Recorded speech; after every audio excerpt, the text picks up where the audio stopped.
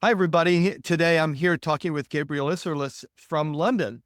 Gabriel's worked in film, TV, music, theater, events, and in technology and computers. He's a multi entrepreneur, and on his website, it says his mission is to give creative people more time to create with technology, which is right up my alley. So thanks for taking the time to chat.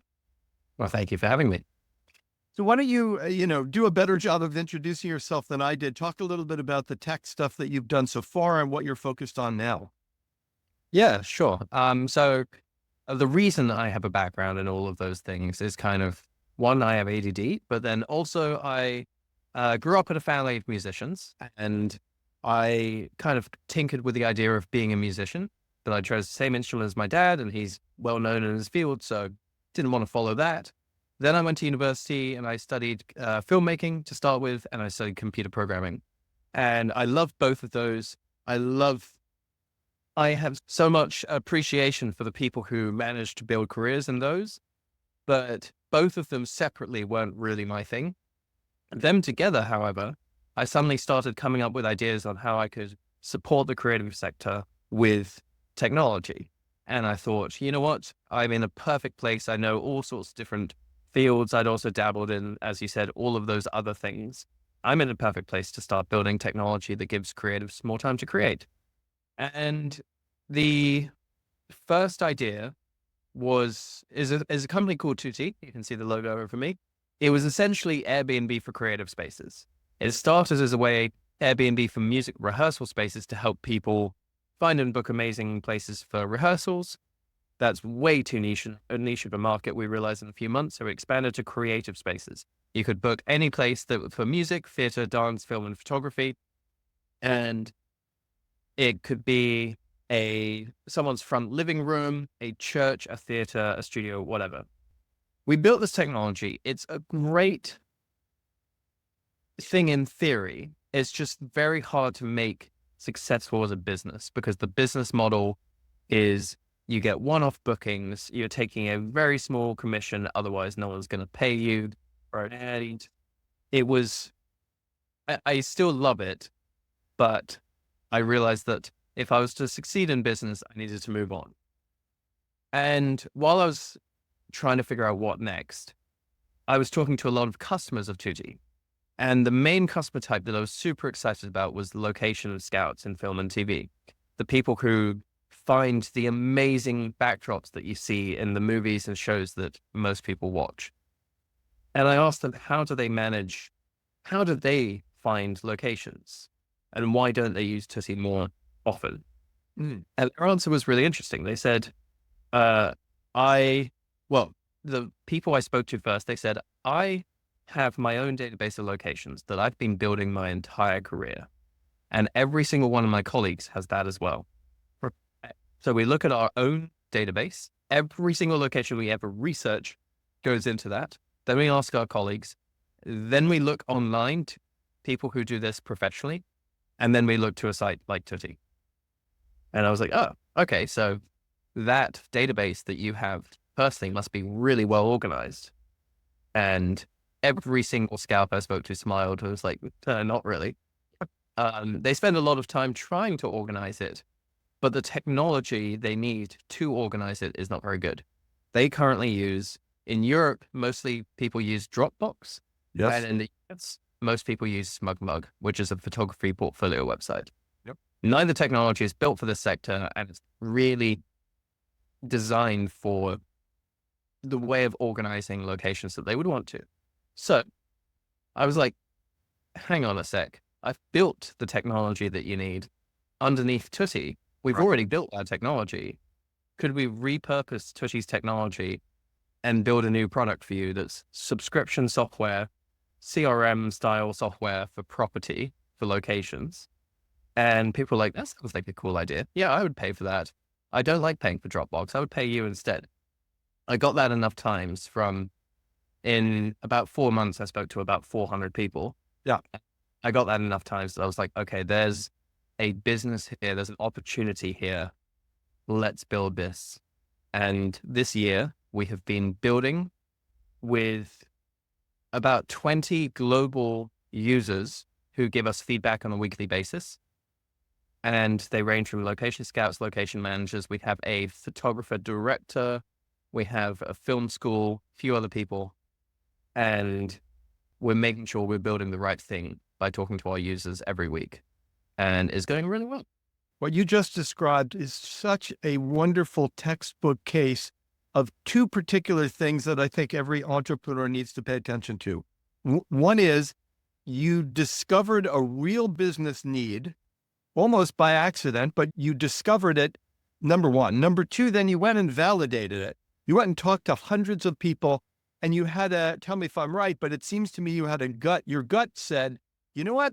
There's a there, and people said the magic word. I would pay for that. And actually, they're already paying for something that's inferior. So as an entrepreneur, you jumped on this business need, and it also was sort of relevant to something that you've already built. So, and then the second big thing, which as an entrepreneur myself that's done businesses, the idea of having regular customer feedback is absolutely something that I just can't emphasize enough is so smart, because what I found happens, and I'm sure you're finding this, is then when you launch the software to new users, their response is one of glee, because you've already thought about all. You almost don't get any new comments because you've already had them. So I just love all of that. So tell me a little bit about the team. How many people are working on it? Where are you situated? How do you really operate every day? Well, we're a very cash efficient team. That's one thing I'm quite proud of.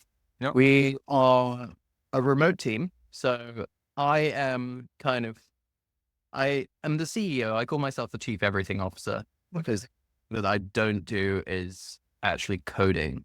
I think I do almost everything else. Yeah. Not exclusively. So my superpower as a founder is product. I am very good at listening to someone's problems and frustrations with how they work today, and inventing a technological solution, not just that works for them, but that scales, like an infrastructure system that we can build that works for hundreds of users. Mm-hmm. I proved that by building Tutti, and it runs itself today. And that's entirely out of my head. Mm. And now I'm doing the same for SuperScout. Then I have a brilliant team of engineers who are in Ahmedabad in India. My CTO is over there, Darmil. And I've been working with these guys for about, some 2 years, some 4 years, but everyone's been with the team for a while. And then I have some part-time people in the UK who help with SEO, which is a big way we're found, and general marketing things, which is one of my weaknesses.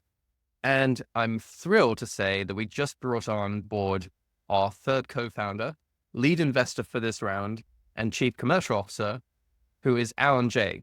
And he is a 3 times exited founder, and he has founded things that some people may have heard of. His first business was IMDb, and he co-founded that and exited that to Amazon.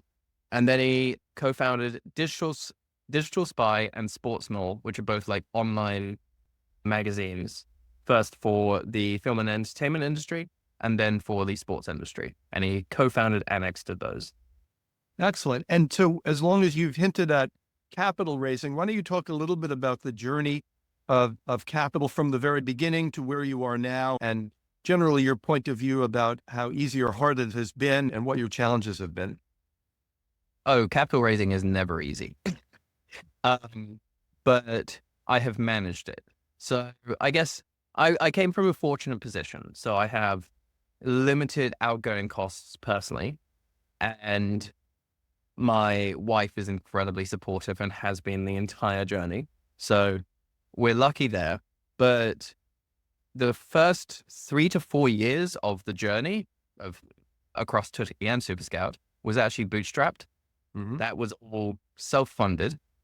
And then when we were building Tutti up in 2022, we had an idea for a software solution to go alongside Tutti. And we raised some money for it. We raised crowdfunding, friends and family, and angels. So we raised $300K from about 330 people, anything from £10 up to, I think the biggest ticket was 25 grand. And We only have about 20 people on the cap table. We are smart with nominee structures, SPV structures, but we succeeded at that in 22. And that product, I made all the mistakes that I learned from to build SuperScout. I didn't talk to customers, and I built too much before selling, et cetera, et cetera. But then with that knowledge, we went on, and at the end of 2023, we realized the idea for SuperScout and built an MVP in January 2024. And it's been a tough year, but we're still here and we're in the strongest position we've ever been in. Throughout 2024, I've been raising kind of at the same time as spending. So I've raised 200K in 2024 and spent about 180 of that in that time. But now we have another 60K on the way into the bank, actually more. Hopefully, I just had a good conversation. And we're looking for a final 150K of this round, which gives us enough runway, we believe, to get to cash flow break even next year. Yeah. So that's exactly the segue I was hoping for. Talk to me a little bit about the model of how you're planning to sell it. Kind of what's the TAM look like and what's your go-to-market strategy? Yeah. So the software that we're building, one thing that we've discovered throughout our time of building this is that it is very useful to the film and TV industry, but it's also useful to other industries. What we are building is essentially a GIS, which some people may know, a geographic information system. And those are used in almost every industry. Most of them are kind of enterprise grade things. There are two large companies out there. One of them makes 1.5 billion annual revenue, which is a GIS. And then the other one just raised an 61 million Series C round and makes 27 million annual revenue. And then there's some other technologies around that market.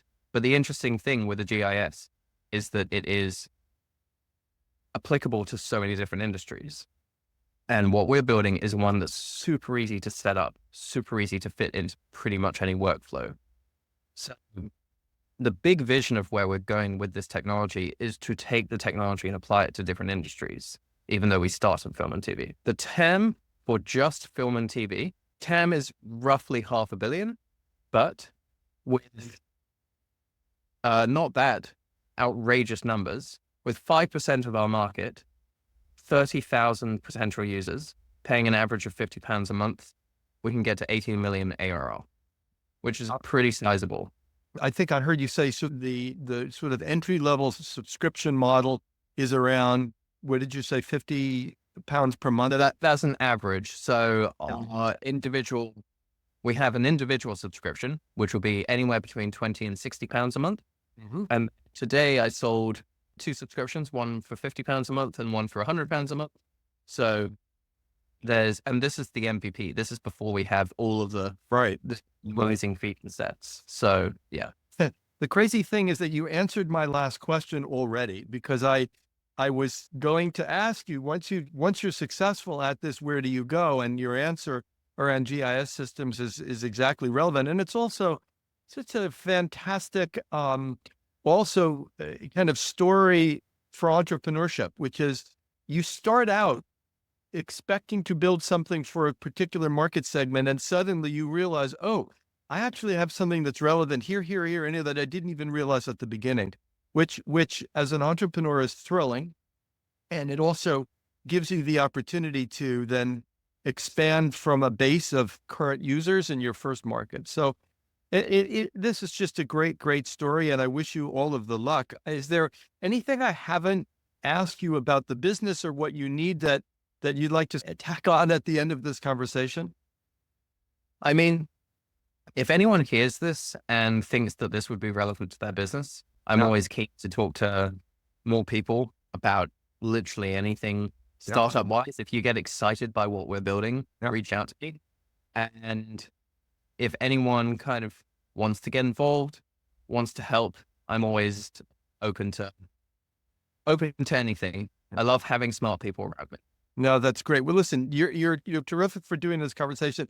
I have so enjoyed it for all of the reasons that you can tell. Great, good luck to you. We'll keep in touch and we'll see how you do over the next year or so. Amazing. Thank you. Thank you so much.